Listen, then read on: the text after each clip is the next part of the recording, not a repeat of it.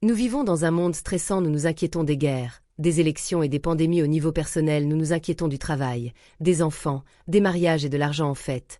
L'American Medical Association a estimé que jusqu'à 70% de tous les patients qui consultent leur médecin généraliste le font donc avec des symptômes liés d'une manière ou d'une autre à un stress non soulagé. Mais Dieu a une meilleure façon pour nous de vivre sans fardeau.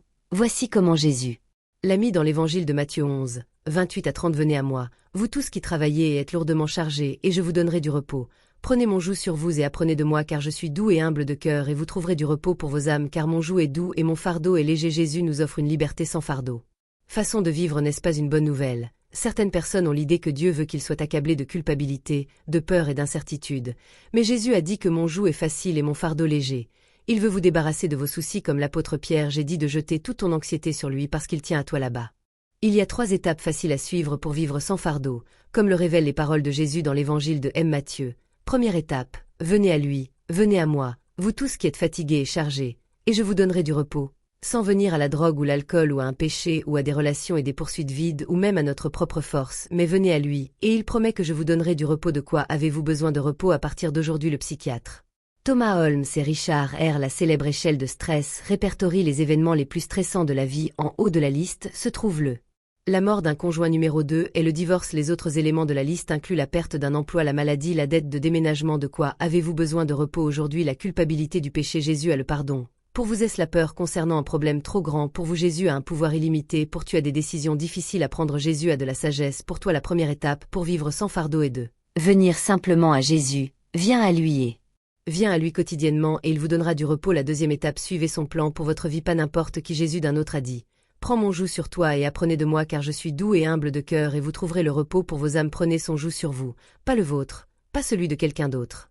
Le joug à l'époque de Jésus était la croix en bois placée autour du cou d'un bœuf pour tirer un chariot en tant que charpentier avant d'entrer dans son ministère. Jésus les aurait fabriqués pour les clients, et il dit que les jaunes qu'il a conçus étaient faciles et légers, donc beaucoup de nos fardeaux sont auto-infligés. Nous nous éloignons de la façon dont Jésus veut que nous vivions, et avant que vous vous en rendiez compte, nous avons le désordre entre nos mains. Quelqu'un a sagement dit qu'une once d'obéissance vaut mieux qu'une livre de prière. Tous les problèmes ne peuvent pas être évités, bien sûr, mais beaucoup viennent de la désobéissance à ses ordres clairs. Nous sortons de sa volonté et nous retrouvons avec un gâchis. Nous devons faire beaucoup de choses. Priez frénétiquement pour savoir à quelle décision vous êtes confronté. Faites attention à choisir le plan de Dieu pour prendre le joug de Jésus. Cela mènera à la vie sans fardeau qu'il veut que vous ayez. Et ainsi, pour récapituler nos étapes pour une vie sans fardeau, venez le voir quotidiennement. Première étape, suivez son plan pour votre vie. Étape 2 et étape 3, sans fardeau.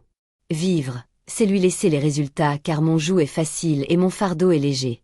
Un pasteur à New York, alors que conseillait aux gens de confier leur vie à Jésus, les amènerait au bâtiment RCA sur la 5e avenue à l'entrée, était un gigantesque statue hissée d'Atlas tenant le monde sur ses épaules, tous ses muscles tendus à peine capables de supporter la charge.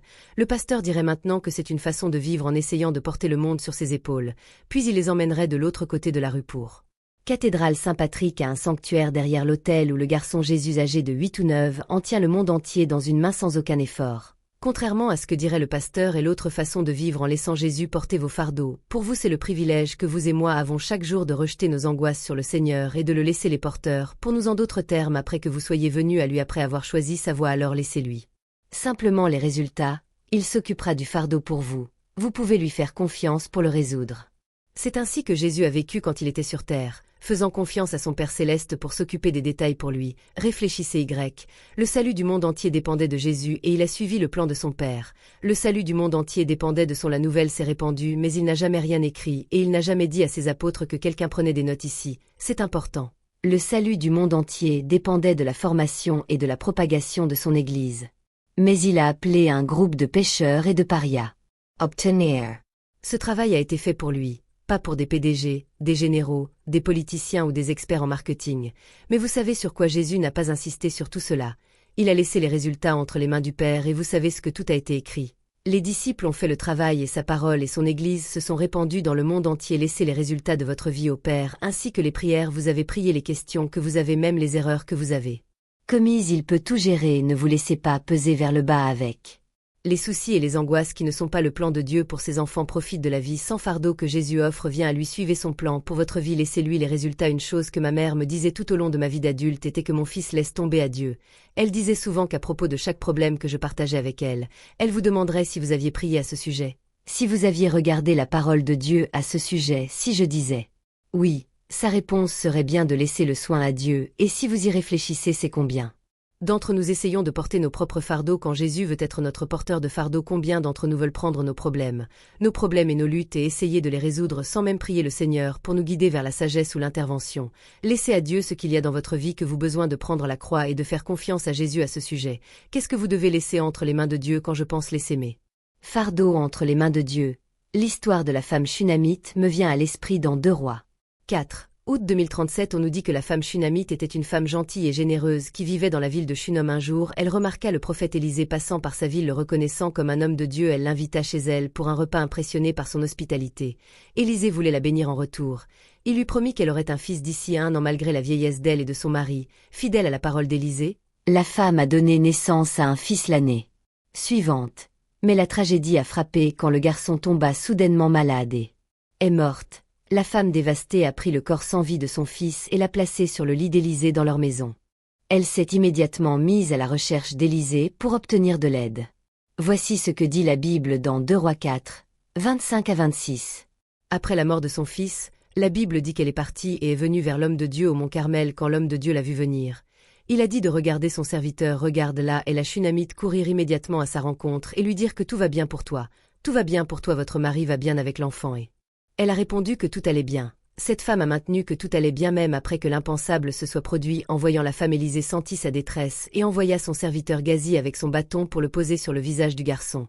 Cependant la femme a insisté pour accompagner Élisée elle-même quand ils arrivaient chez elle. Élisée a prié Dieu et miraculeusement la vie du garçon a été restaurée, et il a éternué cette fois, indiquant son rétablissement complet.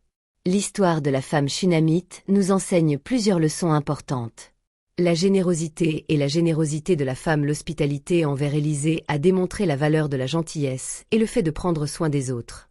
Ces actions ont conduit à des bénédictions inattendues dans sa vie. Les prières d'Élisée et sa foi en Dieu ont abouti à la restauration miraculeuse du fils de la femme.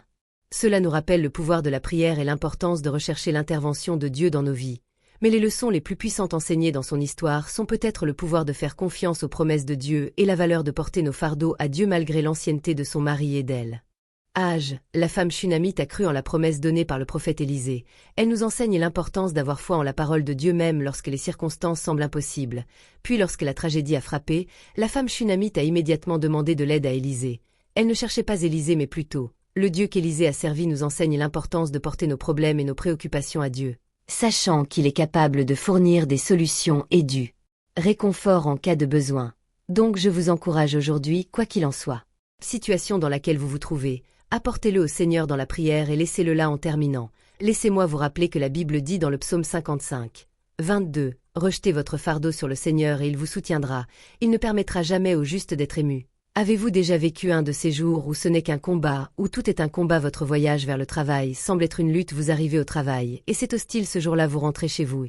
Quelque chose d'inattendu se produit. Vous recevez une lettre inattendue ou une facture inattendue.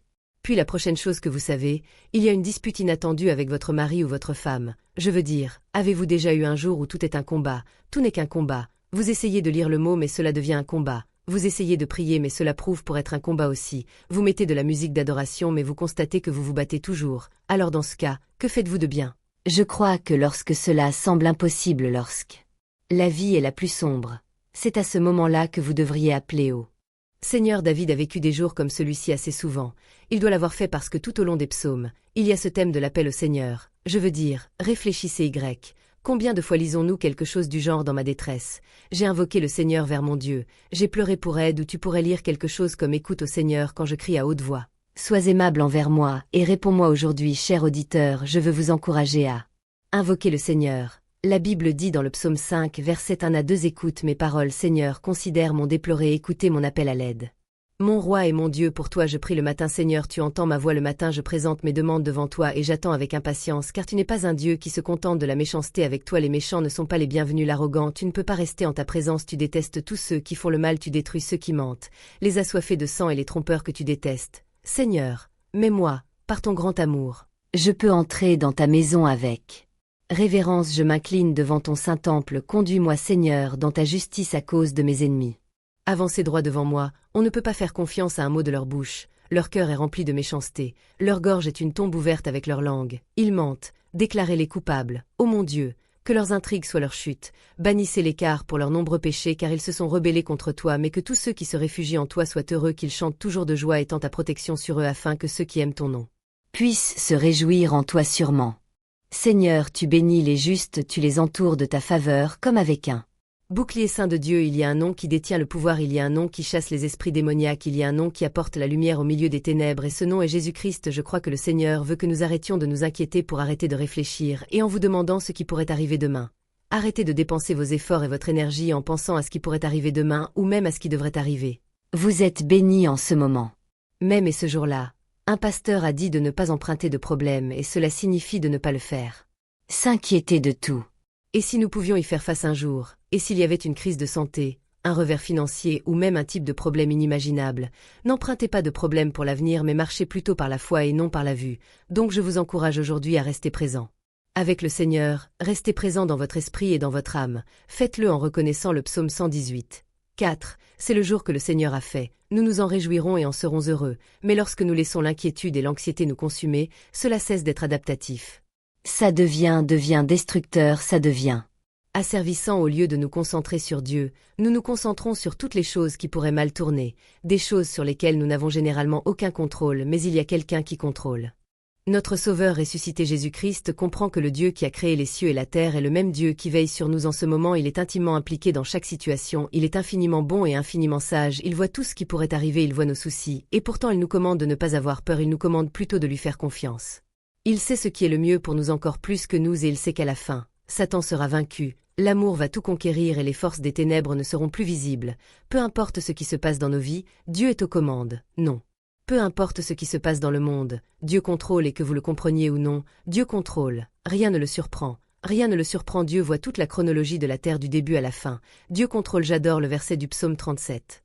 Dis que j'ai été jeune et maintenant je suis vieux, et pourtant je n'ai pas vu les justes abandonnés. C'est ce que j'appelle un verset de foi. C'est un verset qui est destiné à renforcer votre foi. Il est destiné à vous encourager à garder la foi. Lorsque nous luttons, cela peut être facile de penser que Dieu nous a abandonnés après tout. Il a le pouvoir de nous délivrer avec un seul mot. Il pourrait faire disparaître toute notre douleur en un instant et pourtant, ce n'est généralement pas la façon dont Dieu choisit de travailler. Parfois il nous permet de le faire. Traverser des eaux profondes avant de fournir un.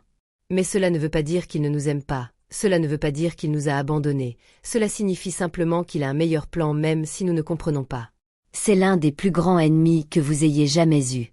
Le visage se présentera sous la forme d'inquiétude et d'anxiété et dans la vie. Je suis sûr que nous pouvons tous convenir qu'il y aura certaines choses sous votre contrôle dont vous vous inquiéterez.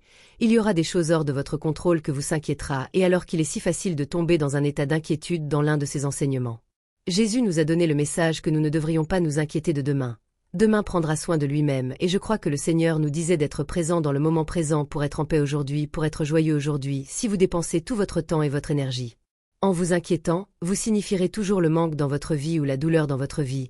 L'inquiétude est liée au fait que si je ne peux pas payer cela, si je ne me fais pas soigner, s'il trouve quelque chose, mais à la place, vous devriez choisir d'adopter une nouvelle attitude où l'on ne s'inquiète pas du lendemain, une attitude où tu remercies le Seigneur pour aujourd'hui, tu remercies Dieu pour sa bonté, même pendant que tu attends ton miracle, tu remercies Dieu pour ce qu'il a fourni, même s'il y a des choses qui te manquent quand tu fais cela, alors tu magnifies Jésus-Christ au lieu d'amplifier ton problème. Matthieu 6.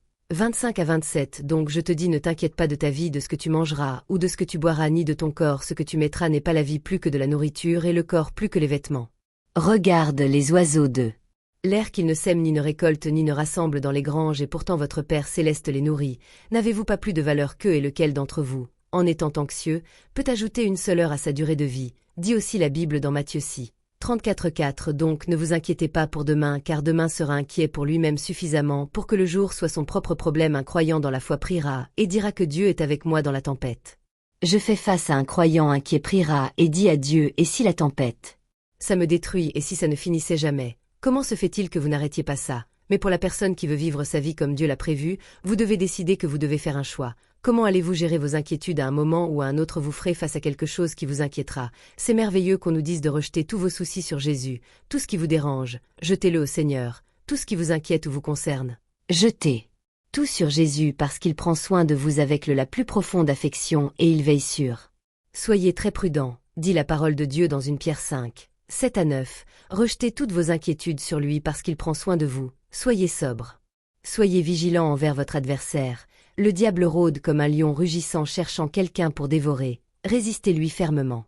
Votre foi sachant que les mêmes types de souffrances sont vécus par votre fraternité à travers le monde.